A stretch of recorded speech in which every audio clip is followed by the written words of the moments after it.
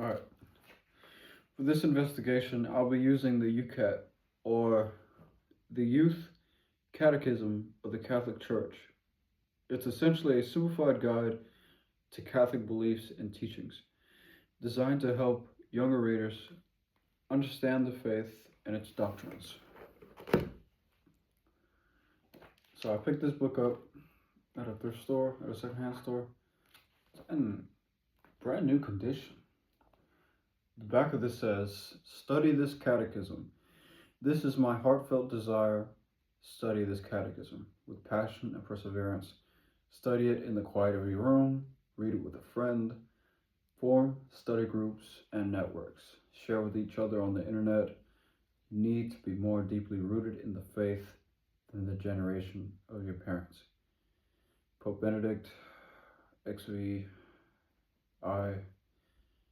forward of the UCAT. So, today's mission, we're going to talk about guilt, preferably around the topic of sex drive. And this came about because, well, naturally, when you have luscious thoughts,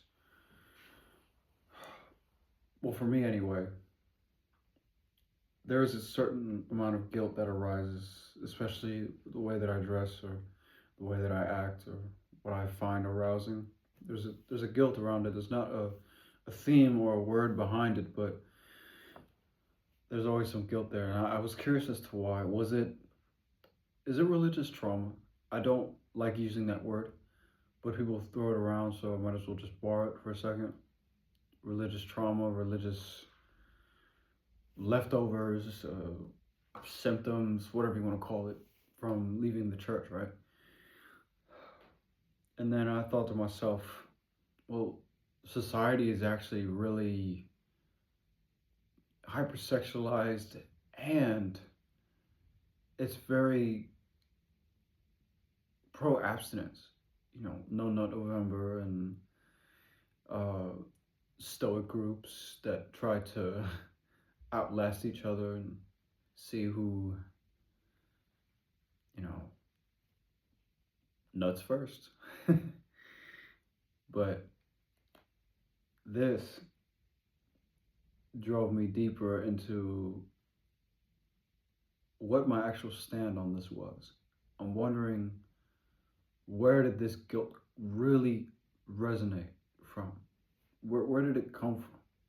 Was it just the church? Was it society? Was it a blend? I'm going to begin reading this, and then everything's going to become clear as to where I stand. So we have a section in the UCAT that talks about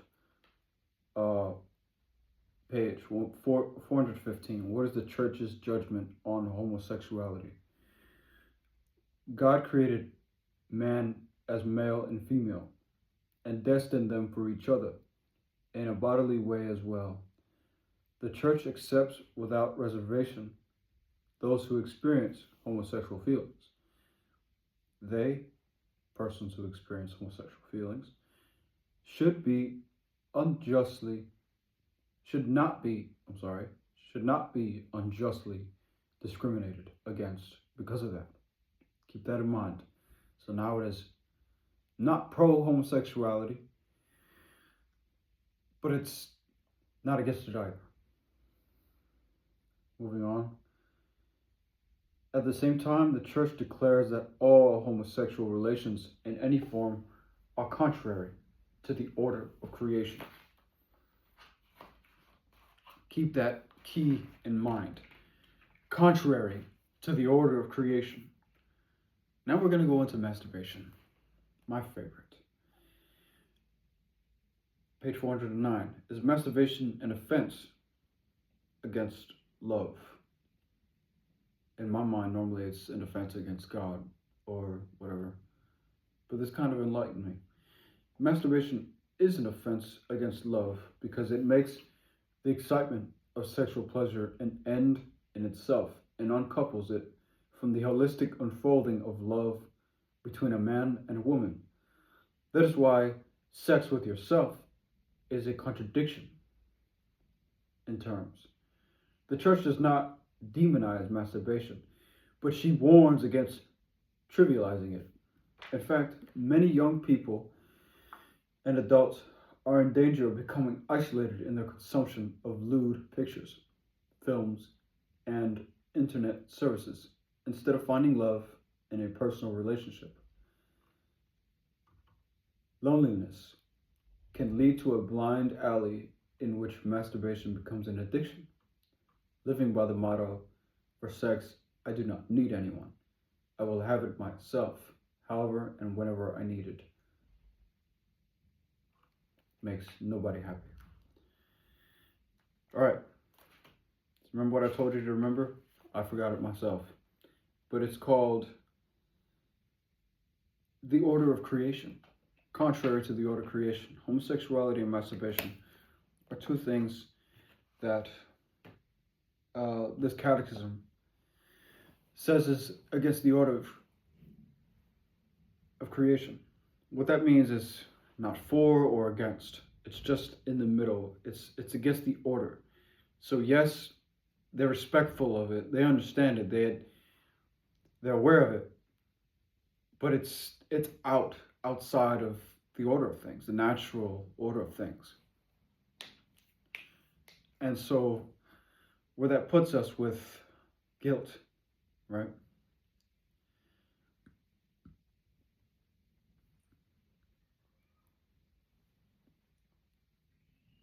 Between masturbation and homosexuality and abstinence. We'll put all three in the picture. And what picture they're painting is this: a very hyper, supernatural way of looking at love, way of looking at partnership. And there's nothing wrong with that. It is beautiful, if anything, to want to say, I'm going to reserve myself for you until we're married. I'm going to not waste myself casually. It's beautiful to say, I'm not going to masturbate excessively so I can save my energy and compassion for you, right? It's beautiful in a sense to say that I'm going to wait. I'm going to deal with my frustrations, even though my natural order of self is telling me that I need release, that I need that alignment, right? I'm going to wait. And that's beautiful. That's sexy. That's very romanticized. Now, if you're like me, you think, okay, cool, but there's many more ways to love a person. There's many more ways to prove devotion without starving yourself, essentially.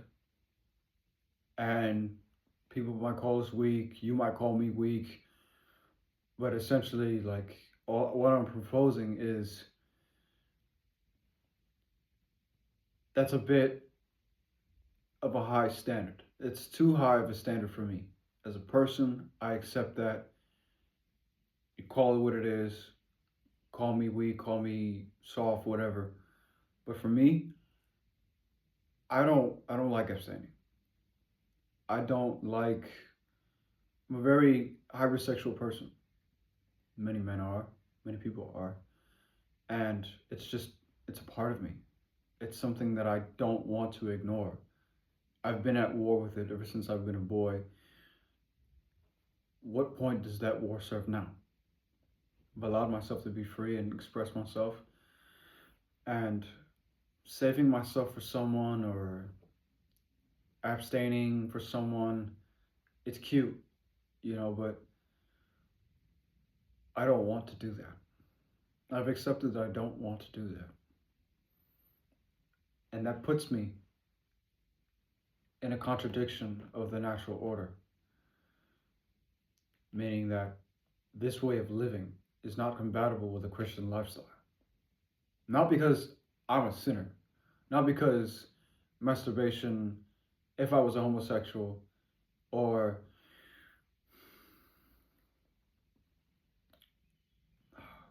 sexual gratification is wrong, but because it's against the natural order of things.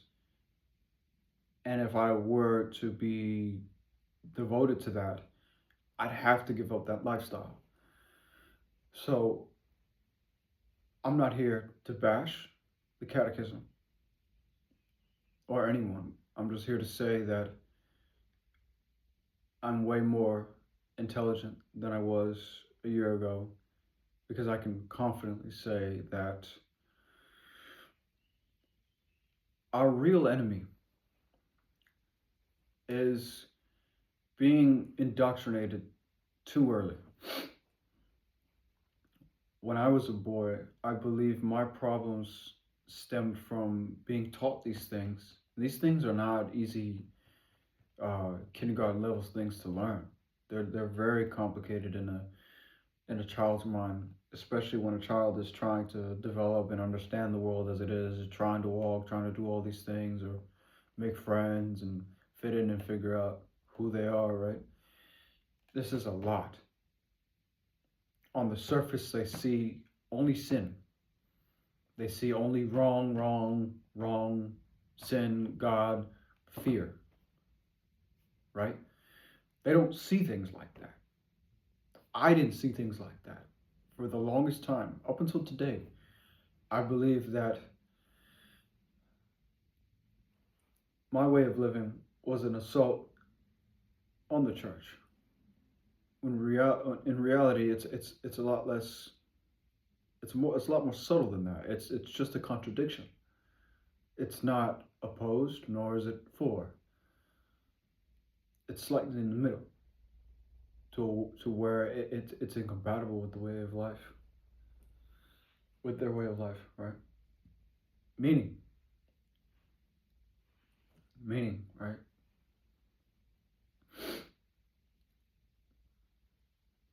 There is still, with multiple other things considered, not just sexuality, with that principle in mind, there's still room for me to be indoctrinated. There's still room and flexibility for me to accept this. But will I? I don't think so. Because there's a lot of things that I've learned today that put me in league with Satan. Not only is my way of living against the natural order of things, but I view God and Jesus as completely, I have my own opinion on them. And I have my own opinion on the Bible as well. And I have my own opinion about Satan, obviously. I'm going to reserve that for another time. Where I stand today is to say that these thoughts, this catechism, baptism, newborn baptism, thrust into the minds and hands of the youth is not a good way to start. It's dangerous for their development, especially if they don't have someone literally holding their hand along the way. Being told to baptize my son, it brings me back to when I didn't have a choice, to when I didn't understand things, when I misinterpreted some things. Now that I understand things better, it doesn't mean I have to go back and rectify it and get back into the church. No, I just understand it better. And I realize now that I still don't fit in well.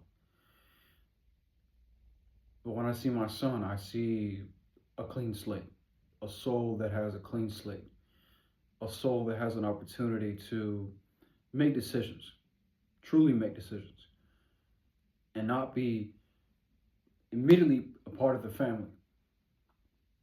There's no need for that. Baptism is something, in my belief, that should be initiated. It's a sacrament, an irreversible sacrament that should be initiated when someone goes, okay, I believe in this, I want to start this. That is the first sacrament that anyone should go through, that does go through, to initiate that lifestyle. You can't just say, oh, the UCAT has a page in here, I don't know where the fuck it is. Ah, shit, I flipped to it. Where does it go? I even wrote it down.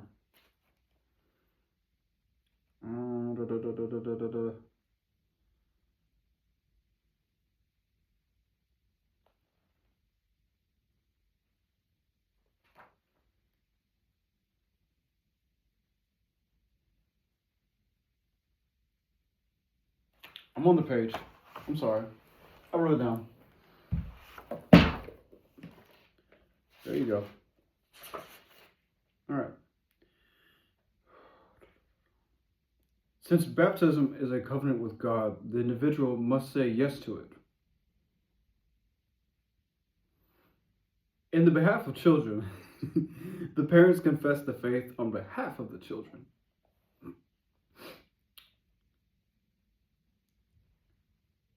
The individual must say yes to it. They must say yes to it. Even though they have to reaffirm that later on and continue it, no. That is something that has to be verbalized. They even said it here, and then they go to contradict themselves to just say, oh, the parents can affirm for them. No. They have to say yes to it. Children already inherit enough. Why add a permanent spiritual commitment to the list? They inherit families, mothers, fathers, education. They inherit all this shit. Why stack on top of it? To eventually confuse the hell out of them and suppress them. Let them have their clean slate. Allow them to feel whether or not they want to be a part of that order of things. They should have that right. I should have been given that right. You should have been given that right. And so, guilt. We go back to guilt. I feel like guilt for me was a mix of societal and misinterpretation of the church. That's not to say that they're free off the chopping block. There's still an enemy in my mind. There's still a lot of disagreements I have, and that I cannot just sort out in one video. But I do believe that children should be given that right and that space and that freedom. Do whatever the fuck you want with them, but their spiritual development needs to be something that's kept off the table, because that's one thing that they can control, that you can control to not give them. That is one thing. Now, if you want them to have values and a belief that you believe in and you align with, and you want them to be a good person, just display what you want them to do. Your actions speak louder than scripture. That I promise you. Will I go on to teach my son about Satanism? Yes. Will I go to say that he's got to have a baptism? No, never. I'll read it to him. I'll show it to him. My wife will show him Catholicism and everything, and we'll give him a vast library of information for him to read off of. There's no need for indoctrination or baptism or sacraments. It's way too early for that shit. If anything, I would like him to start off completely neutral and not teach him shit. But I'm a very fair person. And I told my wife that if I had my true way, you wouldn't teach him anything. I wouldn't teach them anything. But there is a value in supplementing, ethics here and there, um, beliefs here and there, right? Just to teach them the way of things, right? But the best way is through action. Um, but again, I really do believe that this guilt that I feel is a result from misinterpretations of Catholicism and society. Bullies, friends, family members, scriptures, and things that weren't all just misinterpretations. Things in Catholicism like, you will fear the Lord your God. What does that say? Somebody that gets a high off of, you being afraid of him. Why? If you're going to preach and coach love, just preach and coach love, why should I have to be afraid of you? Take it however you want to. Argue with me about it however you want to. But this guilt that I do feel has still been ongoing ever since I left the church back in 2013, 2015. It's been a long time that I've been unraveling this shit, trying to uncover it and heal it. But again, a mix of society and Catholicism. To end, I believe that Catholicism, Christianity, whatever, does have some strong points. It does have some potential to be good in our society. However, that's only if the child is guided really well, or if the child is allowed, preferably, that the child is allowed to grow old and make his first sacrament conscious. To consciously say that he wants the baptism, to consciously say that he wants to be a part of that family. If you're an asshole, you're going to go with number one and you're going to do your best to teach him well. Why is abstinence important? Don't just say it's bad. Don't just say it's a sin. Don't just say there's something wrong with you. Give him that information that says it's in contradiction of the natural order. I mean, revise it, obviously, reword it so we understand it, but it's in contradiction of the natural order that our Lord set up for us. If you want to love your wife or your husband one day, it's best to reserve all that energy for them so you can give them all of you, right? And it's good to practice abstinence. It makes you stronger. It makes you more resilient towards urges in general, and I believe in that, and I appreciate that. And so, yeah, go ahead, teach them that, but make sure you teach them all of it. Don't just make them afraid, right? So, as far as my guilt, how I'm going to be working through that is just doing what I do, despite these voices in my head telling me that it's wrong, or I gotta go one way. That's all I can keep doing. Over time, it'll degrade, it'll fall.